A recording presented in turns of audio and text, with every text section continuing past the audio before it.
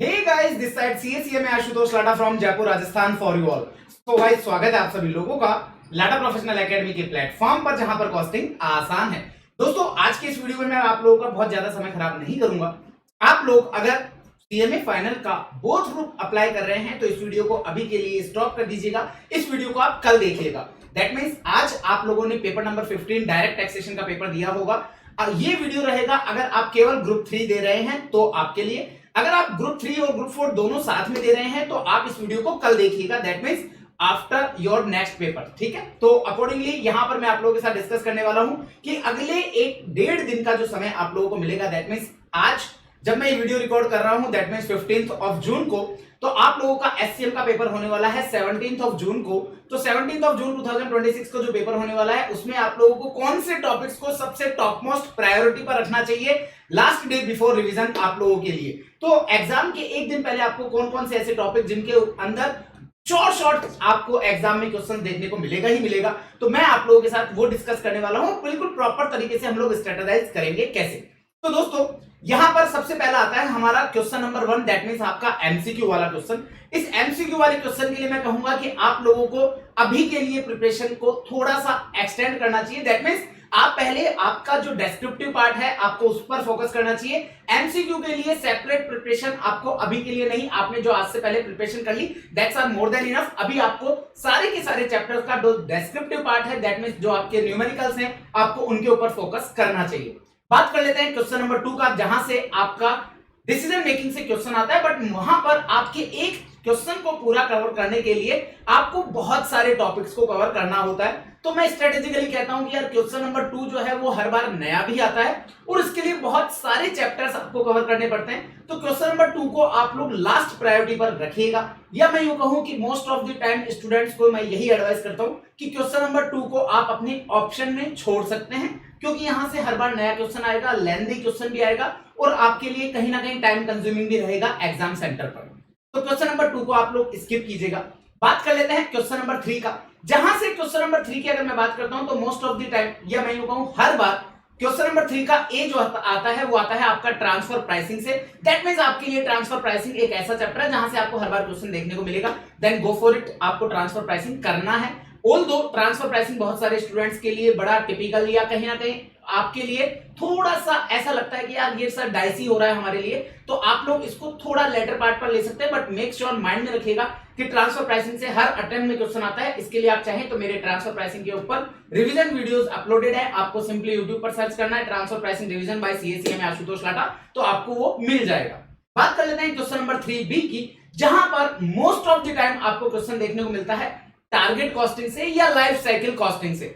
मुझे ऐसा लगता है कि जून 2026 के अंदर टारगेट कॉस्टिंग से क्वेश्चन आपको देखने को मिलेगा, तो आप लोग टारगेट कॉस्टिंग को पहले प्रायोरिटाइज कर सकते हैं। साथ के साथ आप लोगों को लाइफ साइकिल कॉस्टिंग को भी जरूर से देख लेना चाहिए, but again top priority target costing. बात कर लेते हैं क्वेश्चन नंबर 4 ए का, ये आपका थियरी क्वेश्चन है, जहां पर आप लोगों के मैंने कुछ चैप्टर्स बताए हुए हैं लाइक लीन अकाउंटिंग, आपका कॉस्ट ऑफ क्वालिटी और आप लोगों का वैल्यू इंजीनियरिंग। ये 3 टॉपिक हैं जहां से आपको थ्योरी के क्वेश्चन देखने को मिलते हैं। अगर आपने पहले इनके ऊपर प्रिपरेशन किया है देन ओनली आप इसको करेंगे, लेकिन वो भी कब, जब सारे प्रैक्टिकल चैप्टर्स की प्रिपरेशन हो जाएगी उसके बाद। बात कर लेते हैं क्वेश्चन नंबर 4 बी का। तो क्वेश्चन नंबर 4 बी से आपको देखने को मिलता है आइदर या तो एक्टिविटी बेस्ड कॉस्टिंग से या थ्रूपुट कॉस्टिंग से। हो सकता है कि अभी तक ऑल्दो कभी भी इंस्टीट्यूट ने क्वेश्चन नंबर 4 बी में इन 2 चैप्टर के अलावा जस्ट इन टाइम वगैरह को कवर अप नहीं किया है, बट कहीं ना कहीं इंस्टीट्यूट उनको कवर अप कर सकता है। बट मेरी राय आपको यह है कि इस पर्टिकुलर क्वेश्चन नंबर 4 बी के लिए आप एक्टिविटी बेस्ड कॉस्टिंग वाले चैप्टर को अच्छे से करके चलेंगे, क्योंकि इंस्टीट्यूट का जो पेपर पैटर्न चल रहा है उस पेपर पैटर्न के हिसाब से इंस्टीट्यूट ऑल्टरनेट अटेम्प्ट में हर बार क्वेश्चन को शफल कर रहा है विद आपका activity based costing and throughput costing. तो लास्ट अटेम्प्ट में थ्रूपुट कॉस्टिंग आता है, तो इस बार मैं एक्सपेक्ट कर रहा हूं कि एक्टिविटी बेस्ड कॉस्टिंग आ सकता है। देन बात कर लेते हैं आप लोगों का क्वेश्चन नंबर 5, जो हर बार स्टैंडर्ड कॉस्टिंग से आता है।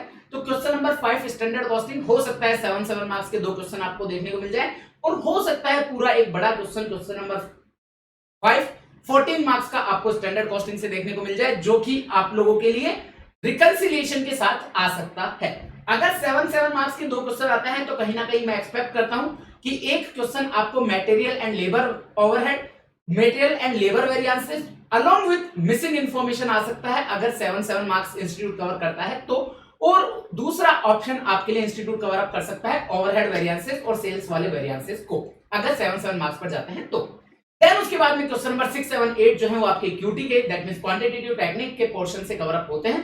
तो उनके लिए आपको कौन कौन से चैप्टर्स को प्रायोरिटाइज करना चाहिए, तो आइए दोस्तों मैं अब आपको ये पूरा कॉस्टिंग का मैंने पूरा पेपर पैटर्न बताया।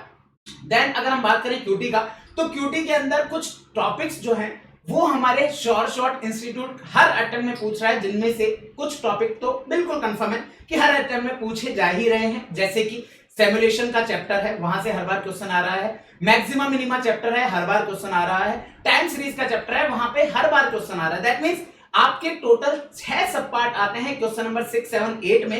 इन 6 सब पार्ट में से ये 3 टॉपिक ऑलमोस्ट हर बार सेम है, मतलब इन तीनों चैप्टर से आपको क्वेश्चन देखने को मिल रहा है 100%। बात कर लेते हैं आप लोगों का एक ऐसा टॉपिक जो कि लास्ट अटेम्प्ट में पूछा नहीं गया था, बट मुझे ऐसा उम्मीद है कि यार इस वाले चैप्टर से तो हर बार क्वेश्चन आना ही चाहिए और आता ही है। लेकिन लास्ट अटेम्प्ट में ऑल्दो इंस्टीट्यूट ने सीधा, जहां पहले 14 मार्क्स का क्वेश्चन आया करता था नेटवर्क एनालिसिस से, वहां इंस्टीट्यूट ने लास्ट एग्जाम में इसको स्किप किया और इस चैप्टर से एक 7 मार्क्स का क्वेश्चन भी नहीं आया। ऑल्दो आई वाज प्रिडिक्टेड कि यार इस बार 14 नहीं 7 मार्क्स का क्वेश्चन आएगा, but I was wrong. Institute ने 7 मार्क्स का भी नहीं दिया, but this time I am expecting कि आपको 7 मार्क्स का क्वेश्चन नेटवर्क एनालिसिस से मिलेगा ही मिलेगा। मुझे नहीं लगता है कि इंस्टीट्यूट नेटवर्क एनालिसिस से 14 मार्क्स का क्वेश्चन कवर करेगा, तो मुझे ऐसा लगता है 7 मार्क्स का क्वेश्चन नेटवर्क एनालिसिस से आपको देखने को मिल सकता है। और ये नेटवर्क एनालिसिस से जो 7 मार्क्स का क्वेश्चन है ना, इस 7 मार्क्स के क्वेश्चन में मुझे ऐसा लगता है जो आप लोगों का जेड टेबल वाला है ना, जहां पर आपसे पूछता है कि 95% प्रोबेबिलिटी के साथ कंप्लीट होने के कितने दिन हैं, या इतने दिन में कंप्लीट हो जाने की कितनी प्रोबेबिलिटीज है, तो वो वाला क्वेश्चन मुझे यहां पर आता हुआ नजर आता है। तो ऐसा करके आप लोगों के 6 में से ये 4 चैप्टर आपके 4 क्वेश्चंस कवर अप करते हैं। तो अब मैं आप लोगों के साथ डिस्कस करूंगा कि उन सभी चैप्टर्स को समराइज कर देते हैं कि कौन कौन से चैप्टर्स आपको प्रायोरिटाइज करने हैं और कौन सी चैप्टर्स की प्रिपरेशन आपको बहुत अच्छे से करनी है। देखिए, कॉस्टिंग की बात करते हैं तो स्टैंडर्ड कॉस्टिंग से हर बार क्वेश्चन आएगा, ट्रांसफर प्राइसिंग से हर बार क्वेश्चन आएगा, target costing oblique life cycle costing दोनों में से एक आएगा। मुझे ऐसा लगता है target costing, activity based costing और थ्रूपुट कॉस्टिंग से एक क्वेश्चन आता है। मुझे इस बार लगता है एक्टिविटी बेस्ड कॉस्टिंग। तो इसका मतलब कॉस्टिंग के पार्ट पर मैंने आपको 35 मार्क्स का बताया है कि ये 35 मार्क्स की आप प्रिपरेशन कर सकते हैं विद ओनली 4 चैप्टर्स। अगर आप 4 चैप्टर को कवर अप कर लेते हैं तो 35 मार्क्स की आपकी प्रिपरेशन हो जाती है।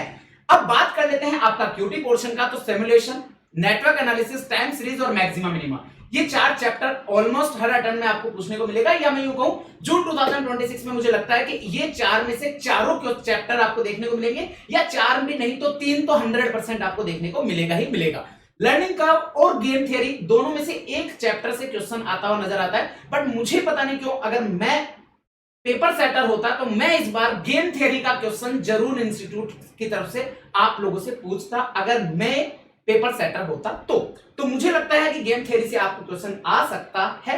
तो गेम थ्योरी का आप लोग थोड़ा ध्यान से देखिएगा, डोमिनेंस वाला रूल आप लोग जरूर से देख लीजिएगा। डोमिनेंस वाला जो रूल है वो क्वेश्चन यहां पर आता हुआ नजर आता है। ऑल्दो मैंने यहां पर असाइनमेंट का एक चैप्टर ऐड नहीं किया है, बट मुझे लगता है कि असाइनमेंट का चैप्टर जो है वो भी हर 5-6 अटेम्प्ट में से 4 से 5 बार पूछा जाता है। लेकिन वो जो एक चैप्टर है वो एक ऐसा चैप्टर है जो आपने बहुत बार अच्छे से प्रैक्टिस किया रहता है, तो उसको अगर आपने एंड मोमेंट पर ज्यादा प्रैक्टिस नहीं भी किया तो भी आपका काम हो जाएगा। आपको अब क्या करना है, ये सारे चैप्टर्स में से कोई भी ऐसे चैप्टर अगर आपके हैं जिनमें आपको लगता है कि यार ये वाले मैंने रेडी नहीं किया, तो हर चैप्टर का चैप्टर वाइज रिवीजन वीडियो मैंने मेरे YouTube चैनल पर अपलोड किया हुआ है। आप लोग वहां से उसको देख करके फटाफट आपको आइडिया लग जाएगा कि आखिरकार ये चैप्टर क्या कहता है। एंड मोमेंट पर हो सकता है कि इनमें से कोई चैप्टर आपने छोड़ा हो या कोई चैप्टर आपने अच्छे से रेडी नहीं किया हो, तो घबराने का नहीं कि अरे आशुतोष सर ने तो कहा था इसमें से तो आएगा ही आएगा, तो इसका मतलब ये नहीं है। आप ध्यान से देखिएगा 35 + 35 70 मार्क्स, ये वो हैं जो कि विदाउट एमसीक्यू हैं।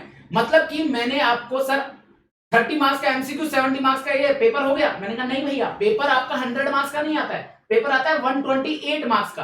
तो मैंने उस 128 में से आपका 28 मार्क्स को साइडलाइन करते हुए 70 मार्क्स का डेस्क्रिप्टिव बताया है।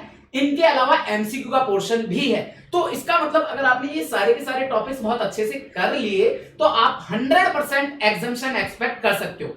और मुझे नहीं लगता कि ये टॉपिक्स आप लोग 1.5 दिन में कंप्लीट नहीं कर सकते। Definitely you can go ahead with these chapters. बहुत अच्छे मार्क्स आपके आने वाले हैं। पॉजिटिव माइंडसेट के साथ जाइएगा। कुछ चीजें ऐसी होती हैं जो एग्जाम के एंड डे पर आपसे रिवाइज नहीं हो पाती हैं, डोंट वरी, मैंने इंपॉर्टेंट क्वेश्चंस की लिस्ट जो है वो टेलीग्राम पर भी अपलोड किया हुआ है मेरे इंस्टाग्राम पर भी अपलोड किया हुआ है। उन सारे क्वेश्चंस को अगर आप चेकआउट करेंगे तो आप लोगों का मोस्टली पूरे चैप्टर को सम अप आपका हो जाएगा। तो वो इंपॉर्टेंट क्वेश्चंस की लिस्ट बहुत ज्यादा बड़ी नहीं है, उन सभी क्वेश्चंस को आप लोग जरूर से देख करके जाएंगे। ये मेरा आपको पर्सनली राय है, मानना ना मानना आपके ऊपर है, बट आप लोगों को मैं एक्सपेक्ट करूंगा कि ये सारे चैप्टर्स अच्छे से करेंगे। कुछ एक टॉपिक्स ऐसे होते हैं जो हमने लास्ट डे के लिए छोड़े होते हैं, तो आपने जो मार्किंग किया होगा एलडीआर लास्ट डे रिवीजन के लिए, उन सभी पॉइंट्स को जरूर से चेकआउट कर लीजिएगा। एमसीक्यू अगर एंड मोमेंट पे बहुत ज्यादा प्रैक्टिस ना हो तो घबराने की बात नहीं है, आपने अगर पहले प्रैक्टिस किया है इजीली हो जाएगा। और आपने जब कंटेंट पूरा इन डेप्थ इतना अच्छे से किया होता है तो 30 मार्क्स में से 20 या 20 प्लस मार्क्स एमसीक्यू में कवर करना कभी भी टफ नहीं होगा। तो ज्यादा लोड नहीं देना है, माइंड में बिल्कुल भी एक्सपेक्टेशंस लेकर के नहीं जानी होती है, क्योंकि होता क्या है कि जब हम लोग किसी पर्टिकुलर ग्रुप का आखिरी पेपर दे रहे होते हैं तो हमारे माइंड में उसका बैलेंसिंग फिगर चल रहा होता है कि भैया मेरे को तो टोटल एग्रीगेट 200 चाहिए, मेरे अब तक 3 पेपर के अंदर 140 बन रहा है, इस वाले सब्जेक्ट में तो मेरे को 60 मार्क्स चाहिए ही चाहिए। ये वाला बर्डन अपने ऊपर बिल्कुल भी नहीं होना चाहिए। आपको इन सारे चैप्टर्स को अच्छे से ध्यान से करके जाइएगा।